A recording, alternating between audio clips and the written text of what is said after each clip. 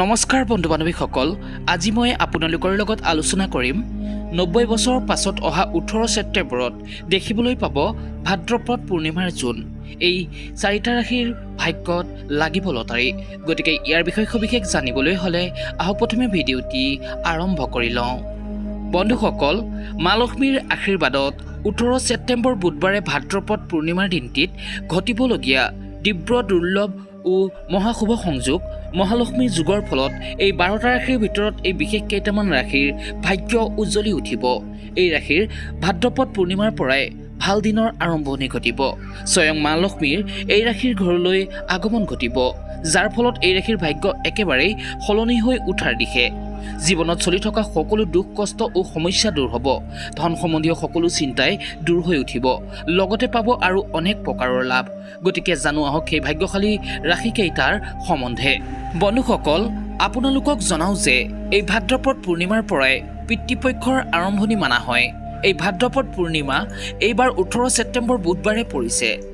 মান্যতা আছে যে এই ভাদ্ৰপদ পূৰ্ণিমাত ভগৱান নাৰায়ণৰ লগতে পিতৃসকলৰো পূজন কৰা হয়। এই দিনটিত ভগৱান বিষ্ণু পূজাৰ লগতে পিতৃসকলক স্মৰণ কৰি তেওঁলোকৰ নিমিত্তে দান কৰিলে পুণ্য প্ৰাপ্তি হয় আৰু পিতৃগণ সন্তুষ্ট হৈ সুখী জীৱনৰ আশীৰ্বাদ দিয়ে। এই দিনটিত মা লক্ষ্মীৰ পূজা কৰাৰো বিশেষ মহত্ব ৰৈছে, যিয়ে অনেক লাভ দিয়ে। এতিয়া জানো আহক এই ভাদ্ৰপদ পূৰ্ণিমা তিথি কেতিয়াৰ পৰা কেতিয়ালৈকে থাকিব। বন্ধুসকল, এই ভাদ্ৰপদ পূৰ্ণিমা তিথি আৰম্ভণি হৈছে 17 ছেপ্টেম্বৰ মংগলবাৰে দিনৰ 11:44 পৰা আৰু এই তিথিৰ সমাপ্তি ঘটিব 18 ছেপ্টেম্বৰ বুধবাৰে ৰাতিপুৱা 8:04। উদয়া তিথিৰ অনুযায়ী এই পূৰ্ণিমা 18 ছেপ্টেম্বৰত মান্য হ'ব। দিনপঞ্জীৰ অনুসাৰে যিসকলে সত্যনাৰায়ণ কথা, লক্ষ্মী পূজন ও চন্দ্ৰমা পূজন কৰে তেওঁলোকে 17 ছেপ্টেম্বৰতে ব্ৰত ৰাখিব আৰু এই পূৰ্ণিমাৰ স্নান দান 18 ছেপ্টেম্বৰ উদয়া তিথিত কৰাটো সৰ্বমান্য হ'ব। এতিয়া জানো আহক সেই ভাগ্যশালী ৰাশিকেইটাৰ সম্বন্ধে, যিয়ে এই পূৰ্ণিমাত ঘটা দিব্য দুৰ্লভ ও মহাশুভ সংযোগ আৰু মহালক্ষ্মী যুগৰ ফলত ভাগ্য সলনি হ'বলৈ গৈ আছে। এই ৰাশিকেইটাৰ ওপৰত মা লক্ষ্মী অধিক প্ৰসন্ন হৈছে আৰু ইয়াৰে ভিতৰত প্ৰথম ৰাশিটি হৈছে কন্যা ৰাশি। মা লক্ষ্মীয়ে আপোনাৰ জীৱনলৈ ডাঙৰ পৰিৱৰ্তন লৈ আনিব। আহিব লগা সময় আপোনাৰ বাবে অধিক শুভ হিচাপে থাকিব। মা লক্ষ্মীৰ আশীৰ্বাদত আপোনাৰ ধন লাভ ঘটিব পাৰে। ধন সম্বন্ধীয় অনেক প্ৰকাৰৰ লাভ পাব। মা লক্ষ্মীৰ আশীৰ্বাদত সকলো দুখ কষ্ট ও সমস্যা দূৰ হ'ব। আৰ্থিক স্থিতি মজবুত হ'ব। ব্যৱসায়ত অধিক মুনাফা লাভ কৰিব। চাকৰিত পদোন্নতিৰ যোগ ৰৈছে। পৰিশ্ৰমৰ ফল এই সময়ত আপুনি অৱশ্যেই লাভ কৰিব। সকলো দিশতেই সফলতা প্ৰাপ্তিৰ পূৰ্ণ যোগ ৰৈছে। এই সময়ত মা লক্ষ্মী দেৱীৰ নাম লৈ আপুনি যি কামেই আৰম্ভণি কৰিব সেই কামত লাভ আপুনি অৱশ্যেই পাব। মা লক্ষ্মীৰ আশীৰ্বাদত আহিব লগা সময় আপোনাৰ বাবে অতিকৈ শুভ তথা উত্তম হিচাপে ৰ'ব। বন্ধুসকল, ইয়াৰ পাছৰ ৰাশিটি হৈছে মেঘ ৰাশি।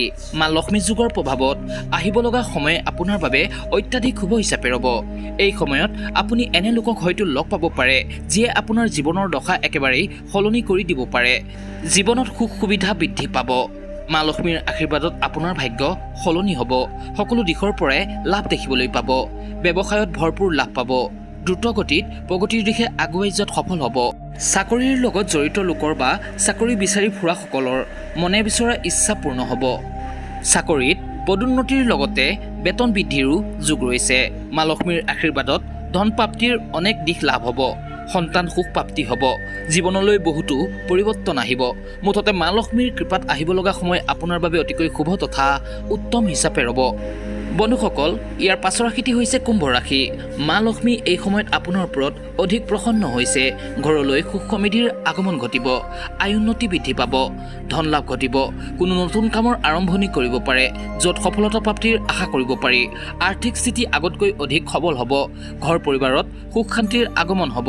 এই ৰাশিৰ যিসকল লোক ব্যৱসায়ৰ লগত জড়িত তেওঁলোকৰ ব্যৱসায়ত অধিক লাভ মিলিব। যিসকল লোকে বিদেশত চাকৰি কৰাৰ কথা ভাবি ৰাখিছে তেওঁলোকৰ হয়তো এই সময়ত সেই ইচ্ছা পূৰ্ণ হৈ উঠিব পাৰে। মা লক্ষ্মীৰ আশীৰ্বাদত এই সময়ত আপোনাৰ অনেক প্ৰকাৰৰ লাভ হ'ব। স্বাস্থ্যৰ উন্নতি ঘটিব। ঘৰ পৰিবাৰত সুখ শান্তিৰ বাতাবৰণ থাকিব। মুঠতে আহিব লগা সময় মা লক্ষ্মীৰ কৃপাত আপোনাৰ বাবে অতিকৈ শুভ তথা উত্তম হিচাপে ৰ'ব। সেয়েহে বন্ধু-বান্ধৱীসকল, যদিহে ভিডিঅ'টি আপোনালোকৰ ভাল লাগিলে, লগতে মা লক্ষ্মীৰ কৃপা দৃষ্টি যদি সৰ্বদাই আপোনাৰ লগতে আপোনাৰ ঘৰখনৰ ওপৰত বৰ্তি থকাটো বিচাৰে, তেন্তে তলত কমেণ্টত শুদ্ধ মনে লিখিবলৈ নাপাহৰিব। জয় মা মহালক্ষ্মী।